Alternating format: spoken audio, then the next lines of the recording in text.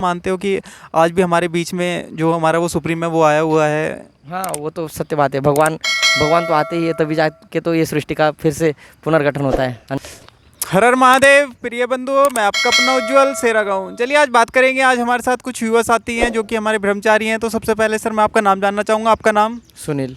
तो सुनील जी, भगवान की तरफ एक प्रेरणा किस किस किस तरफ से मिली सर?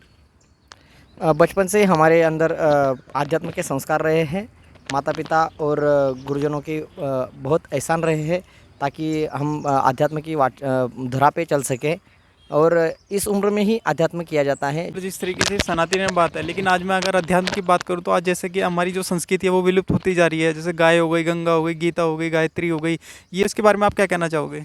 वास्तव में लुप्त तो नहीं हुई, लेकिन कहीं ना कहीं कम होती हुई दिख रही है। लेकिन यही संस्कृति बाहर के देशों में, यानी पाश्चिमात्य देशों में बाहरी लोग जो है वो बहुत सारा अनुकरण कर रहे हैं। जैसे कि जापान है, अमेरिका है, इंडोनेशिया है। वो सारे देश अपने एजुकेशन सिस्टम को भी अपना रहे हैं और कल्चर को भी अपना रहे हैं। भारत में पाश्चिमात्य देशों का स्वाभाविक रूप से स्वीकार हुआ है। तो जिस तरीके से यहाँ एक अभियान चला हुआ है, जो हिंद मजदूर किसान समिति के जो राष्ट्रीय अध्यक्ष हैं चंद्रमोहन जी, वो प्रयास कर रहे हैं कि किस तरीके से जो हमारी भगवत गीता है, किस तरीके से जो हमारी प्राकृतिक है, किस तरीके से जो हमारी मतलब परमात्मा है, उसकी तरफ युवाओं का एक रुझान जाए। तो उनके बारे में आप क्या कहना चाहोगे सर? क्या है, जो अध्यात्म की जो धुरा पे चलने वाले जो युवा अवस्था के जो जवान हैं, उनके लिए तो हम इतना ही कह सकते हैं कि अपने पूरे शिष्टाचारों को अगर जीवित रखना है तो गीता रामायण से जुड़े, और दुनिया के कोई भी क्वेश्चन का आंसर अगर आपको चाहिए या कहीं भी आप मुसीबत में फंसे हो तो रामायण और गीता ही आपको उससे बाहर निकाल सकती है। सर मैं जैसे कि मुझे गीता में एक शब्द ध्यान आया, उसमें सब मनुष्य को एक समान माना गया। उसमें वर्ण व्यवस्था की चर्चा की गई। वर्ण व्यवस्था मतलब कर्म के आधार पर ही हमारे, लेकिन आज जिस तरीके से जो जाति व्यवस्था है उसके बारे में आप क्या कहना चाहोगे सर?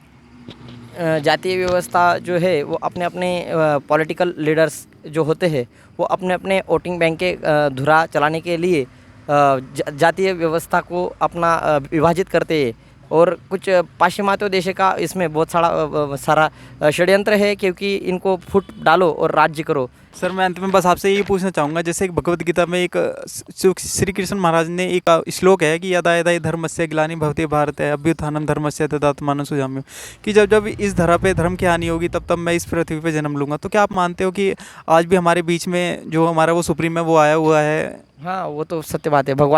भगवान तो आते ही है, तभी जाके तो ये सृष्टि का फिर से पुनर्गठन होता है। अन्यथा तो सर क्या मतलब जो आज हमारे समाज की कुरीतियाँ हैं, क्या वो मतलब जिस तरीके से जाति व्यवस्था हो गई, शिक्षा भेद हो गया, न्याय में देर हो गई, तो क्या इन सब का नाश होना जरूरी है सर? नाश होगा ही, और नाश होने के बाद उसका फिर उत्थान भी होगा। सर धन्यवाद। मैं आपका अपना उज्ज्वल सेरा गाँव। जय हिंद, जय भारत।